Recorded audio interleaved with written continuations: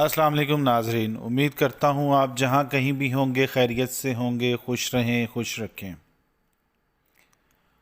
اگر آزادی کی قیمت دے کر اس طرح کی آزادی لینی تھی تو گوروں کی غلامی بہتر تھی۔ ہمیں پتہ تو تھا کہ یہ گورے باہر سے آئے ہیں، ہم پہ حکومت کرنا چاہتے ہیں، ان کے خلاف ہم آزادی کی جنگ پھر سے لڑ لیں گے۔ تاریخ جب بھی لکھی جائے گی تو تاریخ میں یہ ضرور لکھا جائے گا، تاریخ تمہیں ضرور ننگا کرے گی کہ پاکستان صحیح سمت میں جا رہا تھا اور تم لوگوں نے ایک بیرونی سازش کے ذریعے پاکستان کو دوبارہ کشکول اٹھانے والا ملک بنا کر رکھ دیا۔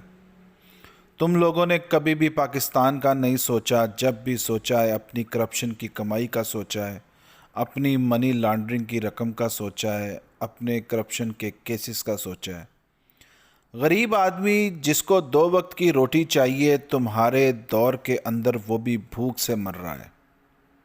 امیر آدمی اور زیادہ تر امیر ہوتا جا رہا ہے اور غریب آدمی ختم ہوتا جا رہا ہے، جبکہ مڈل کلاس آدمی جس کی غیرت گوارا نہیں کرتی کہ وہ کسی کے سامنے اپنے ہاتھ پھیلائے، ہر خواہش پر اپنے بچوں کا گلا گھونٹ رہا ہے، اپنے بچوں کو تعلیم جیسے زیور سے محروم کر رہا ہے، اپنی بیٹیوں کو شادی کے اخراجات نہ اٹھائے جانے کی وجہ سے اپنی ہی دہلیز پر بٹھائے بیٹھا ہے۔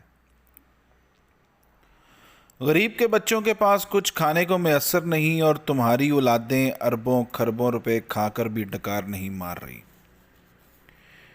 یہ ایک فارن ایجنڈا ہے۔ پاکستانیوں سمجھ لو اس بات کو، یہ ہماری عوامی منتخب کردہ حکومت نہیں ہے۔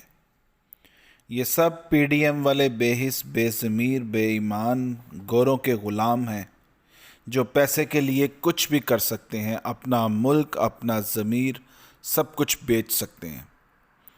کہاں ہے وہ انسان جو کہتا تھا کہ میں اپنے کپڑے بھی بیچ کر عوام کو آٹا مہیا کروں گا، غریب کے بچوں کا آسرا بنوں گا؟ وہ بے شرم انسان لاکھوں کے سوٹ پہن کر آج پوری دنیا میں ہماری اور ہمارے ملک کی رسوائی کا سبب بنا پڑتا ہے۔ ایک جھوٹا اور مکار انسان تماشائی بن کر ہمارے معاشرے میں ہمارا تماشا لگا رہا ہے۔ اپنا ملک جس سے سنبھالا نہیں جا رہا، یہاں پر سیلاب آیا، لاکھوں، ہزاروں، کروڑوں کی تعداد میں لوگ بے روزگار، بے گھروں، آسرا و بے سر و سامان ہو گئے۔ ان کو تو یہ لوگ سنبھال نہیں سکے، ان کی تو عیادت یہ لوگ کر نہیں سکے۔ اور ترکی میں زلزلہ آیا تو فوراً وہاں پر فون نکال مارا کہ جی میں آ رہا ہوں یہاں پر دورہ کرنے کے لیے، اور انہوں نے بھی اچھا کیا اس کے ساتھ، اس شہباز شریف کے ساتھ انہوں نے بہت اچھا کیا جو انہوں نے اس کو روک دیا، اس بے شرم انسان کو شرم دلائی کہ خدا را کوئی خدا کا خوف کھاؤ، ہم لوگ یہاں مصیبت میں گرے پڑے ہیں، ہم لوگ یہاں پر اپنی عوام کو سنبھالیں یا تمہارے شاہی جو طریقے سے استقبال کریں؟ تمہارا کوئی تک کی نہیں بنتا یہاں پر آنے کا۔ 4 دن صبر کرنے کے بعد یہ بندہ پھر سے دوبارہ وہاں پر بھاگ کر چلا گیا۔ اس سے صبر نہیں ہوا، اس کو بس یہی تھا کہ میں وہاں پر جا کر ڈرامے بازیاں کروں، تماشے لگاؤں اور وہاں پر اپنا فوٹو شوٹ کرواؤں اور عوام کو بتاؤں اور ترکی والوں کو بتاؤں کہ دیکھو جی ہم لوگ تمہارے درد میں برابر کے شریک ہیں، لہٰذا میں فوراً تمہارے ملک میں تمہارا درد بانٹنے کے لیے آ گیا ہوں۔ لاکھ کی لعنت ہے ایسے دردوں کے اوپر جو یہ بانٹتے پھر رہے ہیں۔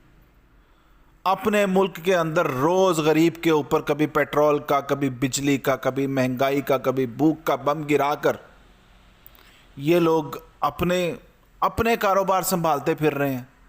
کس کو نہیں پتا کہ اس کے بیٹے نے ترکی کے اندر سولر پینلز کا بزنس کا آغاز کیا ہے اور ان کی ایک فیکٹری بھی زلزلے کی زد میں آ گئی ہے، لہٰذا یہ وہاں پر صرف اور صرف اپنی سولر پینل فیکٹری کو بچانے کے لیے یہ شخص گئے ہیں۔